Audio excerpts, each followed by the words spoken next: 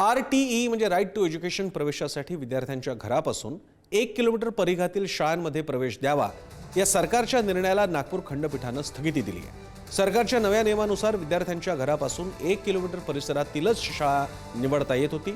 सरकारच्या या निर्णयाला वकील बोधी रामटेके आणि दीपक सटप यांनी आव्हान दिलं होतं।